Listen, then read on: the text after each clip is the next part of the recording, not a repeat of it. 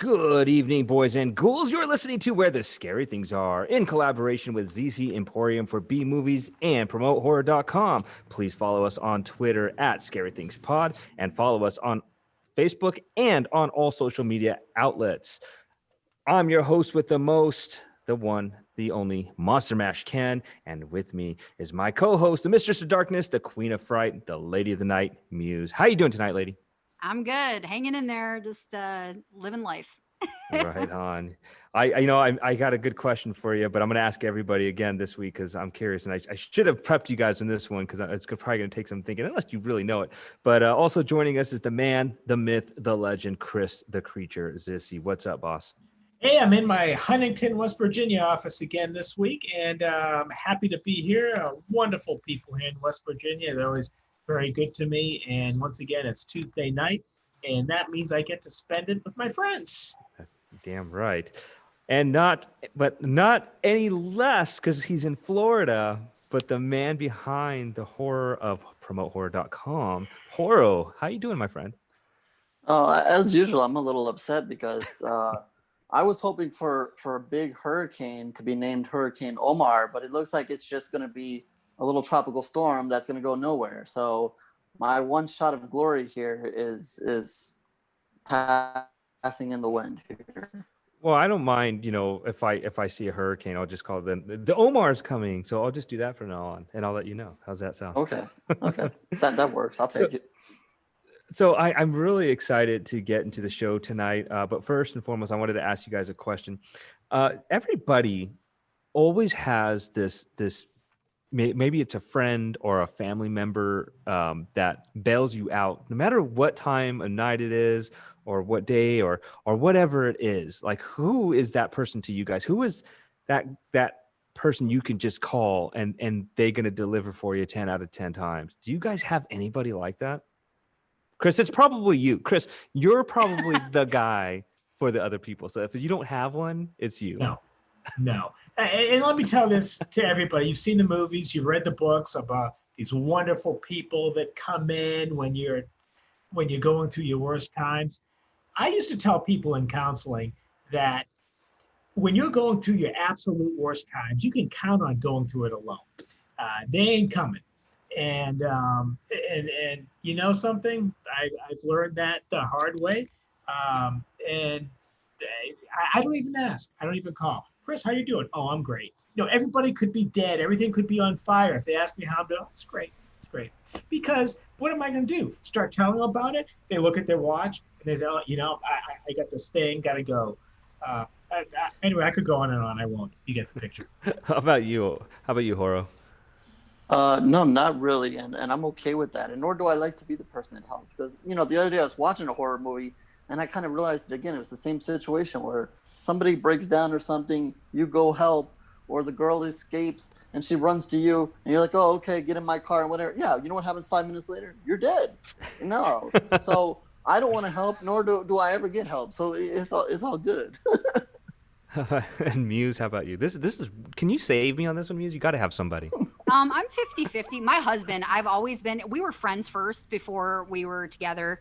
And I would always call him whenever I was having issues or whatever crisis was going on. If I needed a ride, I was stranded somewhere, I called him. And he'd come get me 2:00 in the morning. Didn't matter. He'd wake up. I'd wake him out of bed, and he'd come get me. And I'm sure he was like, when caller ID came out, he was probably like, "Oh God, not her again." But I also have like the other end of everything too. I always have a lot of people ask. I've had friends call me for advice, and I'm like, oh, you don't really know. I hate to give bad advice, so I always get kind of nervous whenever people ask me. But for some reason, people ask me, "What do you think I should do about this and that?" And and I give my honest opinion and hope that it works out for them. Like, don't kill me if this blows up in your face, but if you really want my opinion, or advice. But so 50-50. But for me, it would be my husband, even before we got married. That's awesome, because I know he's probably sitting right next to you, just staring at you. He's over on the couch listening. Cracking his knuckles, like, you better say the right thing.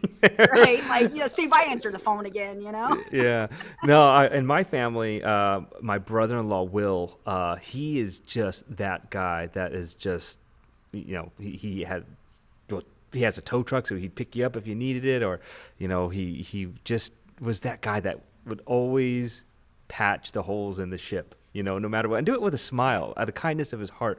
And I think I am also that guy in the family. Like, I love to be there for my friends, and even like, as we do the show and we get more popular and our individual accounts get popular, people reach out, and I love to help people and talk to them, and whatever advice I can give them, like you said, Muse, I want to give them good advice, because I just want people to do well. We need better people in the world. And you can't always judge a book by its color. So nobody's perfect. So although some of these people that you go to for help, everybody has a little bit of a dark side, right? Everybody can be a little bit of a peckerhead, right? So what I'm getting at here is we are going to be talking about the movie Uncle Peckerhead. And we're going to have on the director, Matthew Lawrence, David Littleton, who played Uncle Peckerhead, and Jeff Riddle, who plays Max. And he also wrote a lot of the songs for Duh, which is the name of the band in the movie. I cannot wait, I cannot wait to get into this.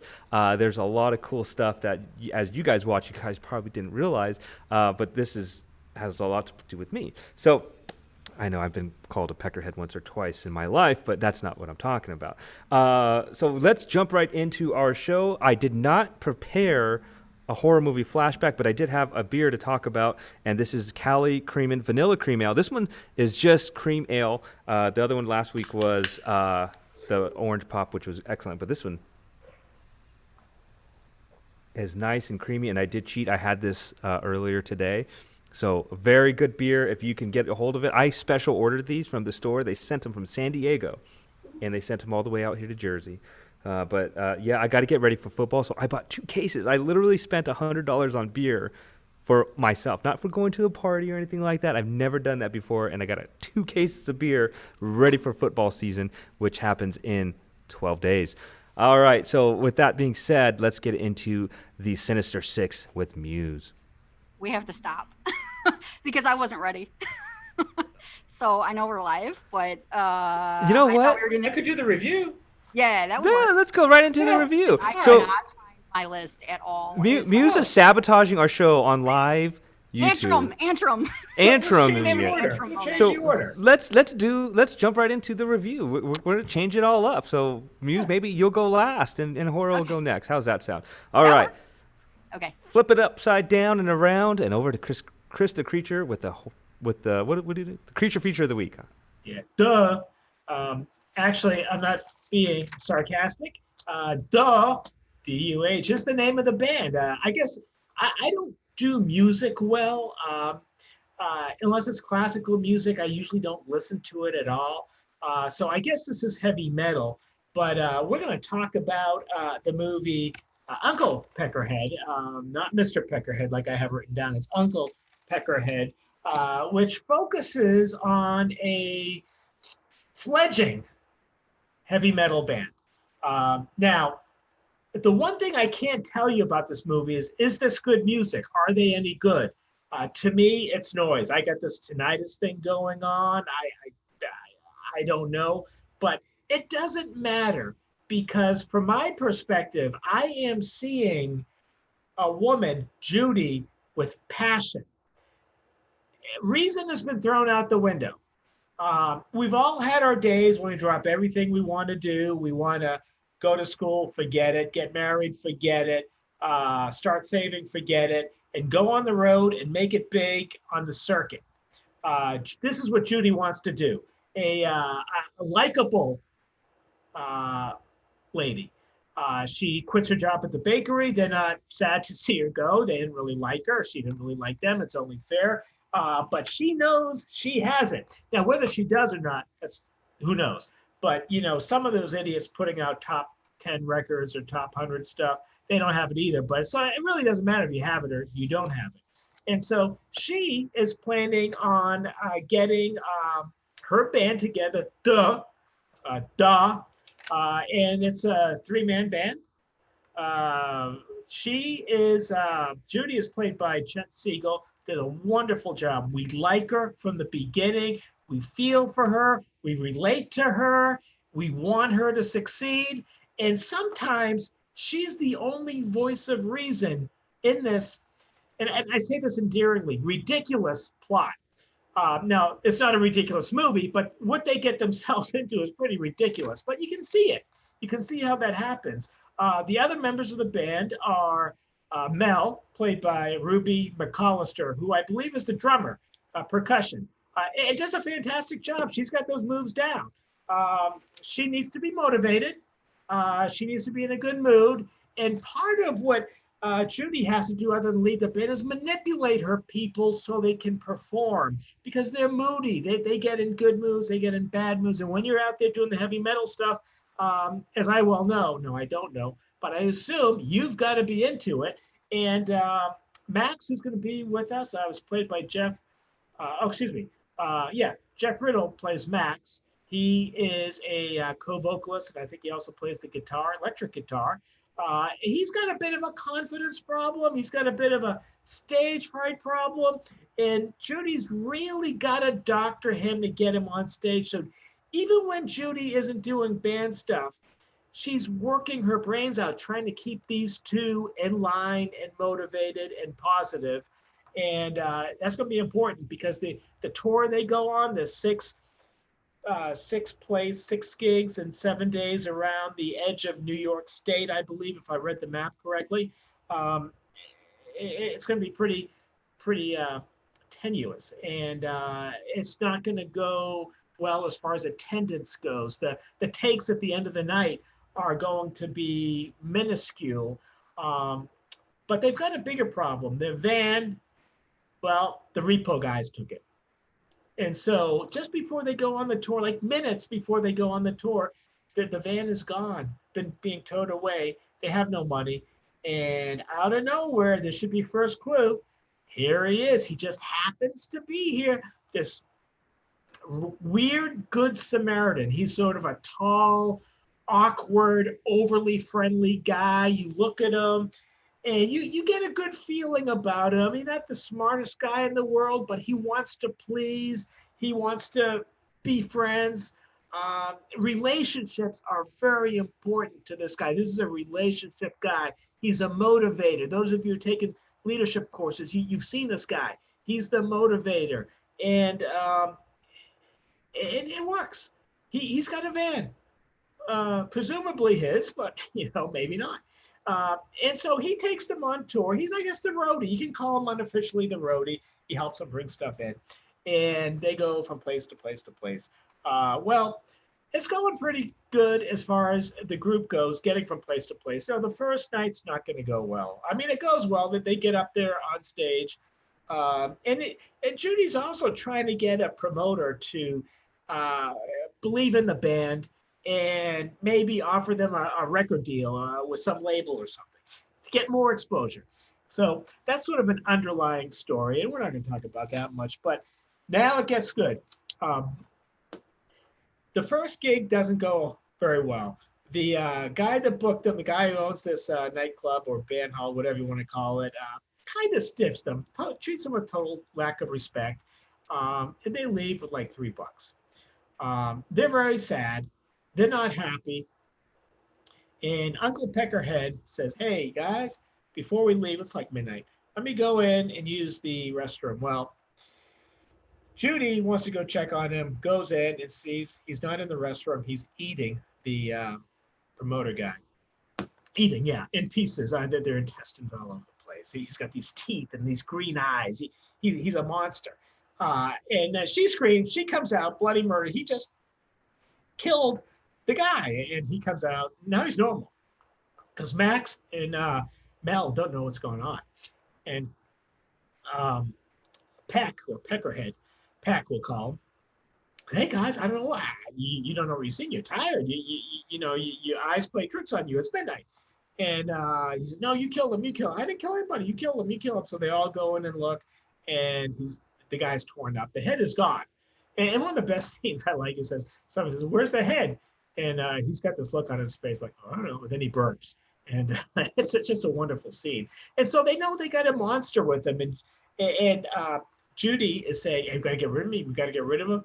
And like Max and Mel, they're a little bit more philosophical about it. They kind of like him.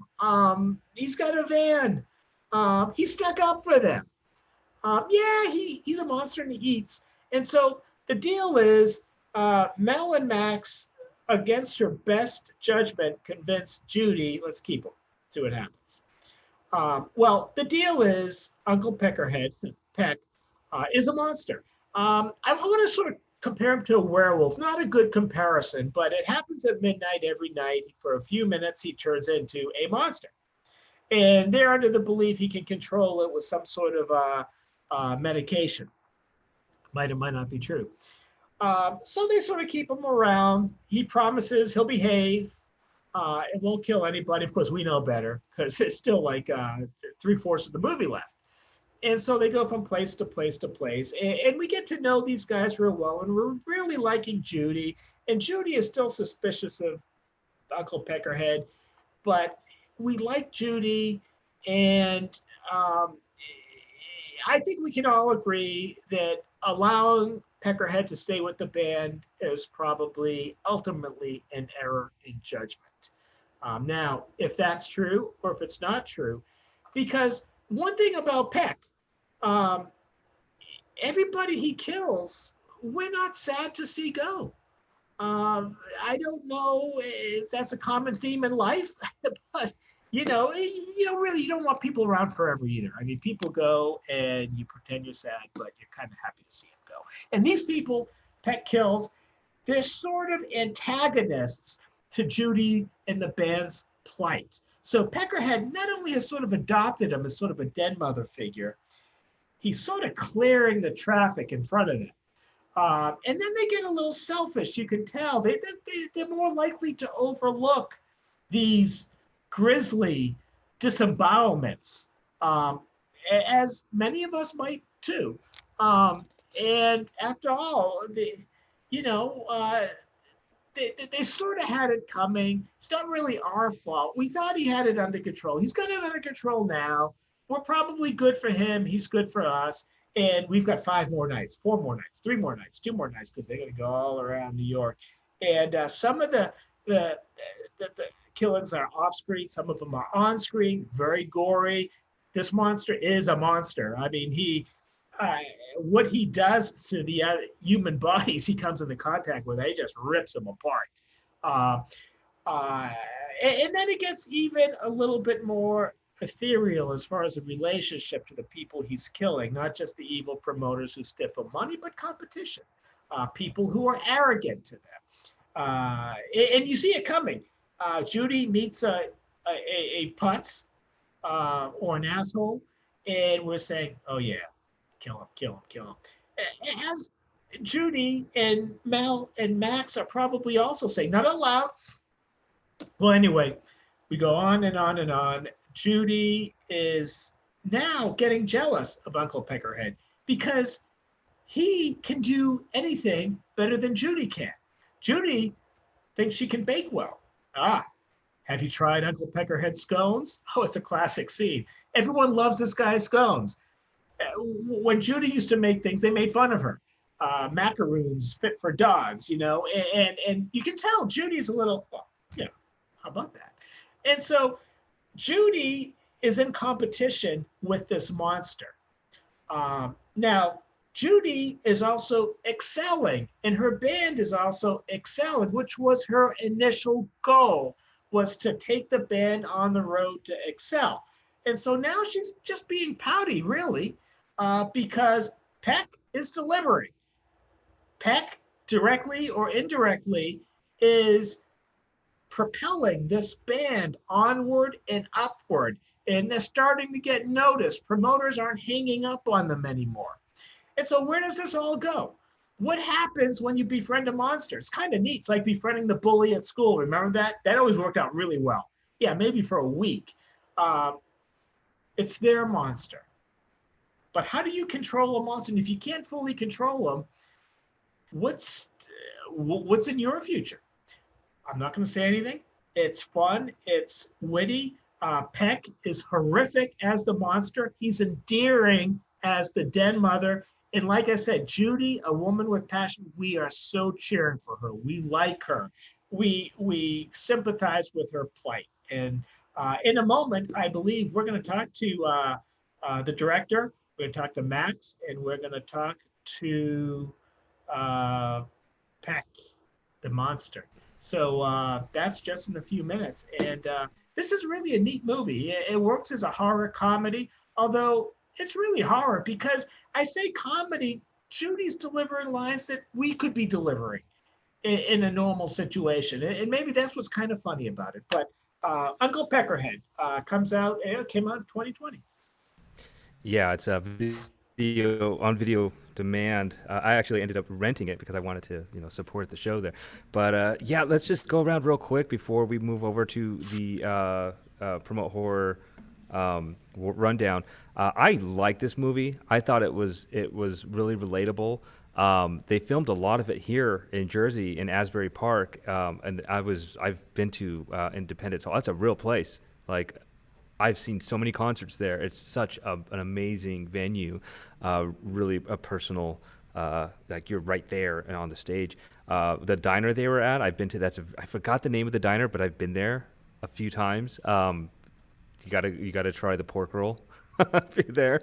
Very Jersey-ish. But yeah, I love the characters. I was I like the music a lot. Like I'm all about that, and they were just rocking out. I wish we would could have had Chet on because I wanted to ask her if she was, and we'll ask the director and whatnot later on. But I wanted to ask her if she was really singing and just like you felt that energy, right? She was really rocking out, and I really liked that a lot. But yeah, I enjoyed this movie. I thought it was clever. It had a lot of good gore in it, and I won't talk too much because I'm sure you guys have your 2 cents to go. So, Hora, what did you think?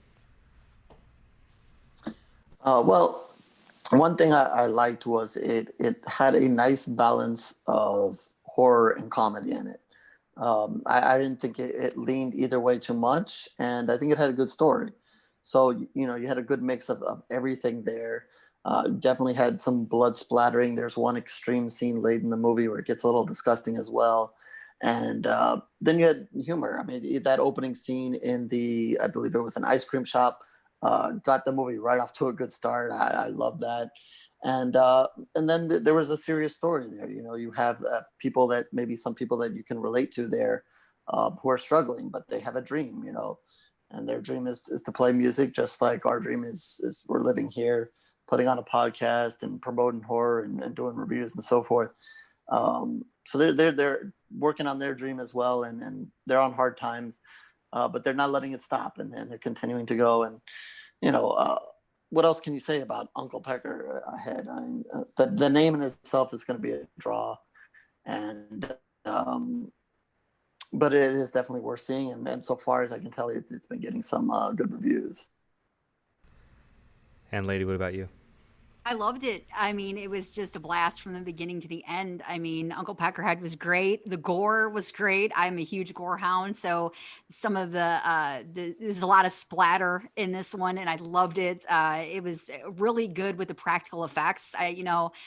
We've talked about in the past about the CGI and how there's just way too much of it in films anymore, and they really went the practical effect route here, and I loved it. It was just the music was great. It was a fun movie. I mean, it was just it had some great comedic lines as well. It just had the right balance of just about everything. And yeah, it was just a blast from beginning to end. I loved it. Uncle Peckerhead was great. I wanted to know more about him, even more so. So I really hope we get more. I want a sequel, honestly. And I would like to know maybe a little bit about how he came to be who he was and how that all occurred. And I loved it though. The story was great, and it was just a really fun ride. Yeah, I agree. I think a prequel would be really cool to Yeah. see, like why he is, because it kind of just literally just jumps right into it. Um, and you mentioned just there's no CGI or whatever, and it's just hardcore gore. And it was a lot of fun though, like Yeah. I was almost tempted to tell my wife to watch it because I mean, it was gory and it was, you know, uh, there was one scene at the end, where shit hits the fan, and Yes. I was like, oh no. but yeah, I just, she would have killed me. But it's bad enough we got bees attacking us in our own house. But that's another story for another time. Anyway, so we'll get on with the director in a bit. Let's go into the promote horror rundown with Horo. All right. So we've used remakes to discuss films and bring them up. And tonight I'm going to do it again, of course, and maybe put a little bit of a different twist on it here. And I'm going to mention two movies here, an original and a sequel. And not that they need to be remade, and they're not too old yet and still ongoing, but maybe just a kind of suggestion on maybe to better do things here, and at least things that make better sense to me. And the first movie is The Purge. If we remember that with Ethan Hawke not too long ago, basically introducing us to The Purge and later leading us to multiple sequels and, of course, a TV show. Basically, the first one just amounts to a reason to present a home invasion movie. You find them family already kind of there, locked inside the house. People come to the door, but they have a defense system already kind of in place, but we know that doesn't really work. And people still find their ways in, and there's a little bit of dramatics and so forth. And if you follow along The Purge later, you find out more reasoning behind Ethan's character and so forth, and obviously more reasons behind The Purge and so forth. The second movie is obviously the sequel here. They used that, and I guess kind of the thing here is, when they did The Purge, did they know there was going to be a sequel or not? Maybe they did, maybe they didn't. That's always hard to tell. They probably had some ideas of it in case it worked. It obviously made a lot of money. But in the second one, you get presented with basically three groups of people here out on the streets. You get the cop, who we see much more of later on in the series, who's basically out for vengeance. He's looking for revenge here. You get the couple whose car breaks down. They know the Purge is coming, the car breaks down, and then they want to get out of it. And then you have the mother and daughter who find themselves already being terrorized. And later on, they all meet up, and then you try to survive together, and then you find out a little bit more about the Purge. And the whole point of bringing both of these movies up is, again, not necessarily to remake them, is maybe to reorder them. In my mind, I've always thought that if you would have played these movies in reverse, it would have made more sense, or in the storytelling. And I do realize that later down the road, they did a prequel and so forth, and that's fine. You can do a prequel down the road and throw it in the front, and that's fine. But here I'm concentrating on just these two movies, because I think in the first one, you kind of missed the boat there. They do give you a little bit of information about the Purge, but when you're watching it, you're really just thinking that this is a home invasion movie. Think about it as you don't know a sequel is coming. You're just thinking that this is another home invasion movie. And I know that I think there were some other home invasion type movies released around this time. So maybe that was beginning to wear on some people. So I always thought of it as you play the sequel first. You put these people on the street. You don't really know, if you think about it, you don't know what the Purge is. You put these people on the street, and all of a sudden a bunch of people are coming to attack them. I think that adds to some excitement, and then it builds, and then you, of course, learn about the Purge. Then, and you play what's the original and the second part, and it makes more sense to why somebody has a security system, why he's hunkered down. You're showing what people have done in response to the Purge, not the other way around. So to me, it just kind of makes sense a little bit that way. Not that either movie is bad or needs huge remaking and so forth. Just a reshuffle here, just to make better the storyline. And the one complaint I've had throughout all of the Purge movies is that it's when they kind of focus too much on the characters. I know some people like that or whatever, but I'm more of, and I think you guys are too, are in for the blood, the guts, and the murder and so forth. So whenever in all the Purge, and even on the TV show, whenever they were in the streets and always facing that danger, was always better than the moments where the two characters, three characters, whatever, are getting to know each other, or blah, blah, blah, or one guy's injured, and how are we going to save them, blah. Yeah, all that we've always seen in all these movies and so forth. The Purge is the Purge, and you're watching because of the Purge. So you want to see these villains, you want to see these people who have turned bad for the 12 hours and are willing to go out there and do crazy shit. So I think that's another reason you flip these two movies. You bring in the excitement, you lead it off right off the bat with all these crazy people, and then later do the explaining it and so forth. And maybe you can tweak things in between the two movies. But I think overall, if you would have switched them, it would have just made more sense in my mind. And I would have kind of enjoyed everything better. And that again is not taking into account of the third and fourth and so on movies later on, just focusing on those two movies. So I know Muse is the sequel girl here. So I'm going to go to her first and see what her thoughts are on switching these two around and the sequel and so forth. You know, honestly, I did prefer the sequel to the original. I'm a huge Ethan Hawke fan, so I enjoyed the original, but I don't know, I kind of liked a little bit more when they got a little bit more in depth of the story. I wasn't a fan of the third film, honestly. It was okay. I liked it, you know, for maybe like a one-time watch. I was a little bit disappointed in that one. I don't know, maybe it was the politics. I just didn't get into that side of it. But it was still pretty interesting to kind of like get a little bit deeper into the origins and stuff. I know maybe a little too much backstory there. So I don't know. I mean, I really liked the second one. I thought I had a really good dose of action. The first one was kind of more of a play on, you know, what would you do if you're in this situation type of thing. It's more focused on just solely the family in the first one. And the newest Purge was also pretty interesting as well. I enjoyed that one as well, almost as much as the second. I like that one as well. Kind of like I think it was called the first Purge. I just recently saw that probably like last year, or maybe like a year and a half ago. But I like the second one the best. So I don't know. I think I might not go like maybe, you know, so in depth, you know, maybe leave a little bit more up in the air, maybe draw a little bit more of our own conclusions and things like that. But I really like them for what they were. I know that, you know, there's a lot of debate on whether or not, you know, the Purge is a great message to send out there. There's a lot of crazy people in the world. And I think I've heard, I don't know if they're rumors or whatever what you would call them. But I mean, I know there's people that would, you know, maybe take the idea of the Purge and want to make it a reality. So there's always that. And there's always people that want to twist stuff out of shape. I love them. The Purge movies. I was a huge fan of the show. I was really irritated when they canceled it. I was really getting into that. I thought that was just starting to really get good, and they just yanked it from us. So I would have really liked to see like more from that. But so I definitely think there's like enough story. Maybe others didn't feel there was enough story there to extend it like they did. But I did. I enjoyed it. I wouldn't really. I might get a little bit more, maybe a little bit more, maybe not so much backstory, you know, and just kind of like leave it more up to the characters to develop and things like that. But I just think they might have went a little too. And I mean, I don't get mad at me, everybody. I'm not a political person, and I'm not going to go there. But I just thought maybe politics was just a little too heavy, especially into the third one. I think it was actually called Election Night or something along those lines. So I was like, you know, come on, you know, let's kind of, you know, let's leave it as a horror movie. It was a little bit too heavy on some of that, especially for the third. I love the first Purge was great because I really thought it was pretty cool to kind of get an idea about how all of it started. You know, it's always good to kind of see a prequel, so I did enjoy that.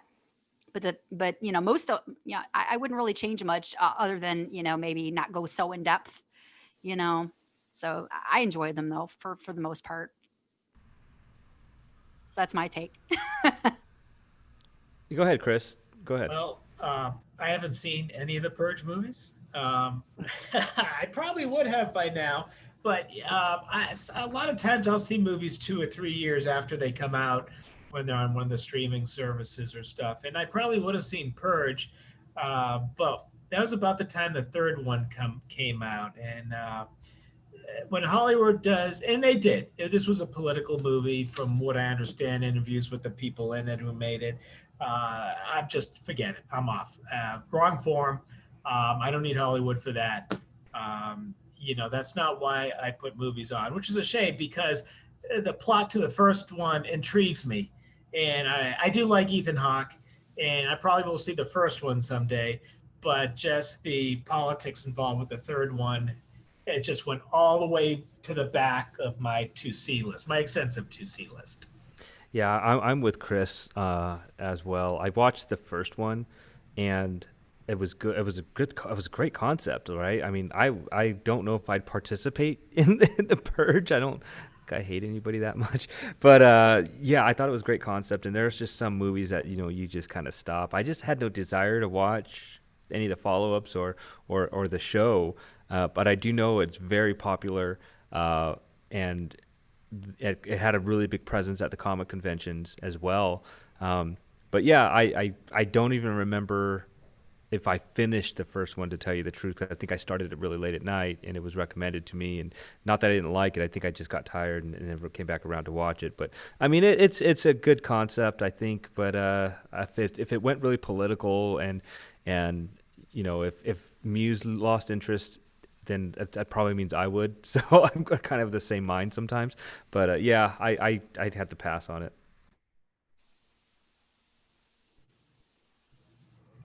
Well, I guess we're just gonna have to purge YouTube because that's just terrible. Um, but it does make some political statements there, especially the third one. And I can understand that. I believe the third one came out in the election year 2016, and they basically tried to make their money off of that. I mean, in a way, you can kind of put that aside. But there is other statements of society in there, obviously, with the whole thing. And I think the statements in society are okay because it does ring bells. I think once you kind of push it a little bit far and maybe push it into more of a political realm, then that's when you're turning people off. But then I think there's plenty of horror in it, and like I said, the main thing I like about The Purge is when you're on the streets and when you're seeing these crazy people, and you've got some cool masks. They made great Halloween. I have a couple of them. They make a great Halloween trick. Some of them are lit up and so forth. So, in a way, The Purge is a Halloween get up to. There's just a lot of money involved. It is, but it also does present plenty of horror as well. Well, who would be a really good ally to have on your side is Robert Pattinson to help you fight off the purgers from purging you. I'm in. Yeah, absolutely. I mean, with his padded suit and everything, Muse. He just turns on the sparkle button, and he's all good. He blinds you with the sparkles. It's over. Blinding everybody. He's vengeance.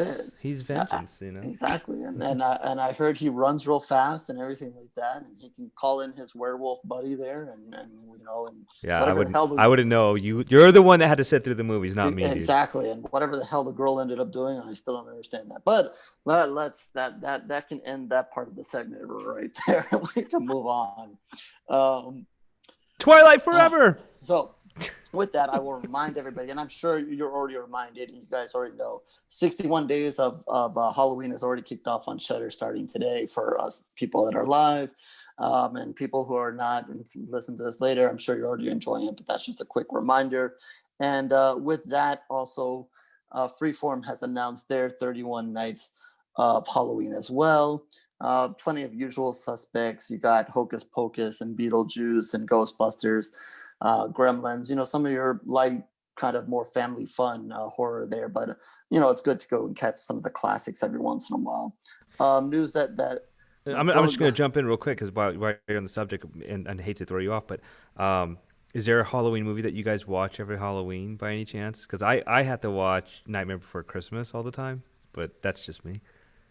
That'll be on Freeform, so you can go right to there and get that. Check that off the list. I'm definitely old school. Halloween and Halloween 2. It's just one big long movie for me. I've never seen it. What is that? I never seen that. John Carpenter's Halloween. Right. You're gonna get purged. Jason Voorhees, right? Hit the gong. Yeah, I'm older school. We put Turner Classic Movies on, and I think my favorites are The Mummy, The Bride of Frankenstein, and Creature from the Black Lagoon. That's if one my of man. those is on, that's it. That's my dog.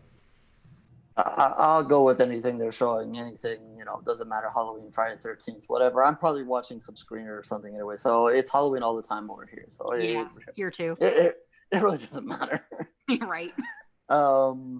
Anyway, news that I'm sure, Ken, you'll be happy with. Your boy here, Adam Driver, has just landed himself the lead role in the sci-fi movie 65, and that'll be by Sam Raimi and the two gentlemen who brought us A Quiet Place, Scott Beck and Brian Woods. Yeah, truth be known, I did not like him as Kylo Ren. I thought he was a whiny little bitch. Well, there you go. You're gonna get more of him coming soon. AMC has canceled Nosferatu after season 2. I started it, wanted to continue. It was no offense to that. I just kind of lost track of it. But now that I know they canceled it, I may never see it. That's a little unfortunate. But that's what happens sometimes when you invest in these shows. Another show invested in is American Horror Story. It looks like they will resume production in October, so that's good news. Unfortunately, we're not going to get an American Horror Story anytime soon, but at least, you know, it's good to know that they're moving on schedule here. Haunting of Bly Manor, we've talked about that in the past. That will be coming to Netflix October 9th, and there is a trailer out for that, so get ready for that. Last week, you know, we talked a lot about the remake of remaking Paranormal Activity, and had a big discussion about that. And long and behold, coming in 2022 will be another Paranormal Activity movie. So again, you know, the podcast leads the way in predicting things. No news yet whether that's a remake, a new story, or so forth. But hopefully they listen to us from what we heard last week and kind of move it in a new direction here. Continuing in the remake news, because there is always remake news.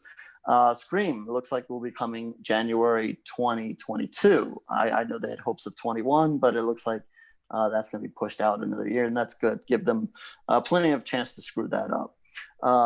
For Chris, we had some good news here. I'm sure he'll be watching this. Is a live action Resident Evil looks to be in the works and will be coming to Netflix eventually. So I'm sure that's something Chris can be excited about.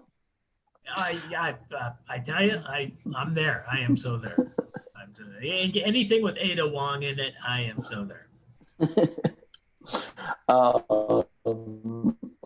I'm sure everybody here is also excited, and something we've also talked about in the past is Tremors, Shrieker Island will be on DVD, Blu-ray on October 20th. So we've talked about that, and it looks like it found its landing spot as expected on DVD and Blu-ray. So yet another Tremors movie has found its way here. And with that, I'm going to kind of finish this off with the recommendations as always. A couple of them here. A movie named Immortal. Tony Todd is in part of that movie. I really had no idea what the movie was about. I watched it kind of in a weird anthology, not really of a host there, but three or four different stories put together. I don't want to give it away, but it really, really impressed me. I was really surprised by it. Color Out of Space for you guys watching live. That is now on Shudder, kicking off their 61 days of Halloween. That's one of the movies starring Nick Cage. If you like Lovecraft, you'll probably like this movie. And the final one is The Owners, which some of them. All right, well, let's jump right into the Sinister Six with Muse. Okay, I'm sorry about that earlier. I'm ready this time. But all right, so favorites are, but I'm going to run down mine really, really fast. Obviously, the first one is Trick or Treat from 1986. And if you guys are a big 80s fan like I am, a lot of these, I tried to mix it up so they aren't all 80s. Rock and roll horror movies. I was like a big metalhead back in the 80s, late 80s, early 90s. And so I kind of have an affinity for those. So Trick or Treat is definitely more on the metalhead side of everything. I mean, I was always going to get the metal edge, and, you know, I was watching Headbangers Ball and all that kind of stuff. So I was really into those. So Trick or Treat is a fun movie. And if you remember the 80s like I do, you remember Family Ties. And this stars Skippy from Family Ties, if you guys remember the show. So Trick or Treat from 1986 centers around the character as his real name is Mark Price. And he plays like a bullied teenage boy. And he's just devastated after the death of his heavy metal idol, Sammy Kerr.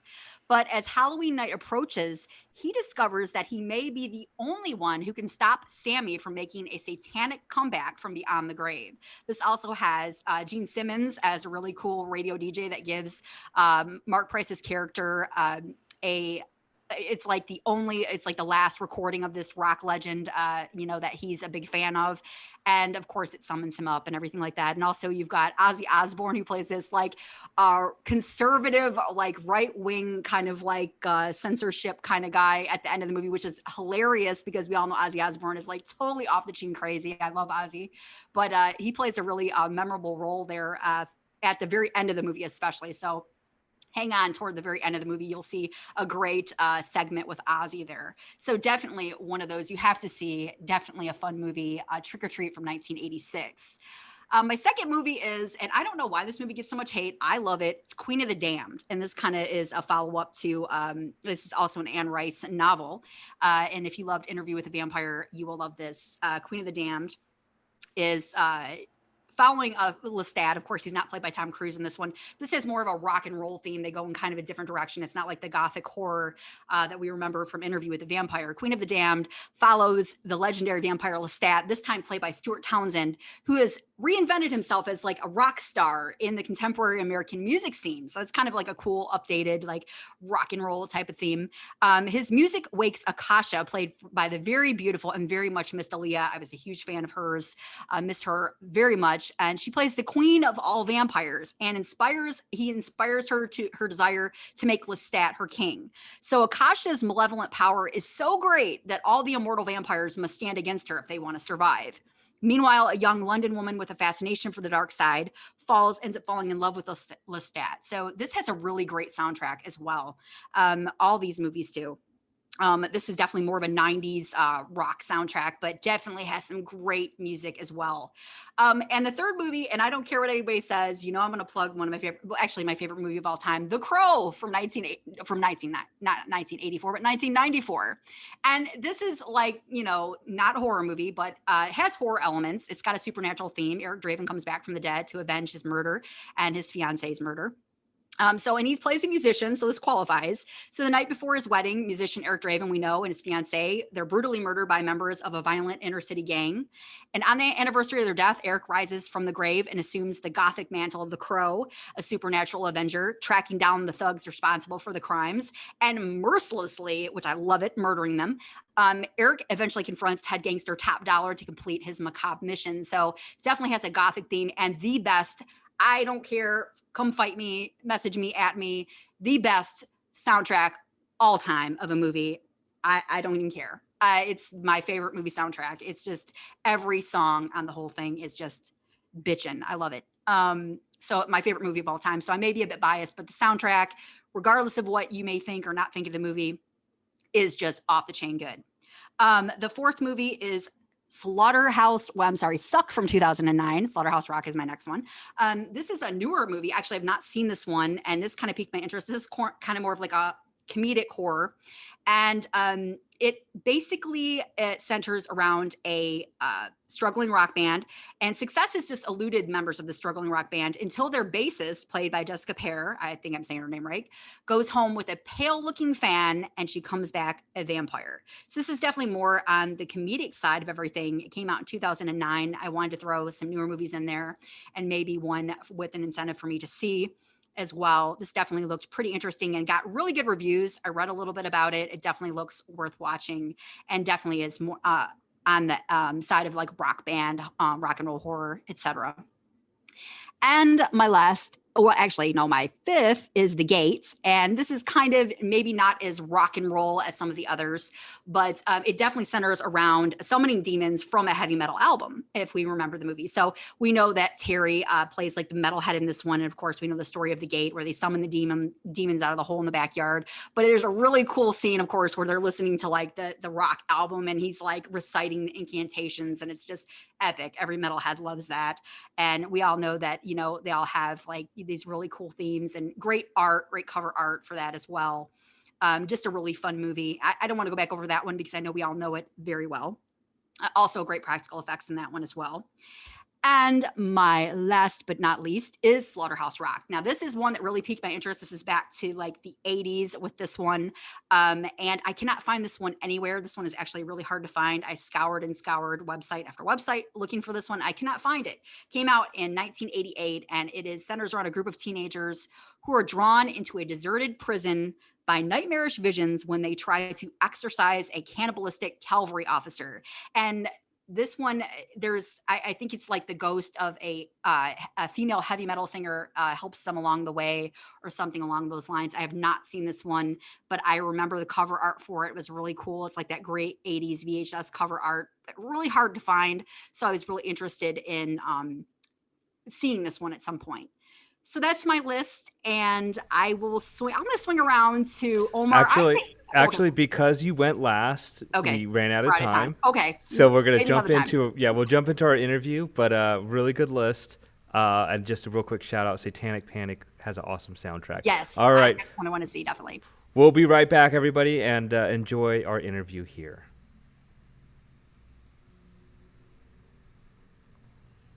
Okay, we're clear for a second. Sorry, Muse. That's okay. No, You snooze, you lose. I know. It's my fault. Welcome to My Chris's fault. world. Right. A I was trying to talk review. fast because All right, I hold figured on. they had to be waiting. Yeah. I'm bringing in David now. So. Okay. It's Peckerhead. Hey, David, how you doing? I'm doing well, thanks. How are you? I am very excited to chat with you. So I'm Ken. I got my co-host on here, but I'll wait for everybody else to come on. We're not live or anything yet. At least I hope. Okay. Is it paused? What? Is it? It's paused, right? Hey, everybody. Hey, David. Hi, I Dave. enjoyed you in that movie so much. Yes. Oh, thank you so much. Thank I you. was hoping we'd see your yellow eyes and teeth. That's all Jared. None of that is me. Jared was our makeup effects guy.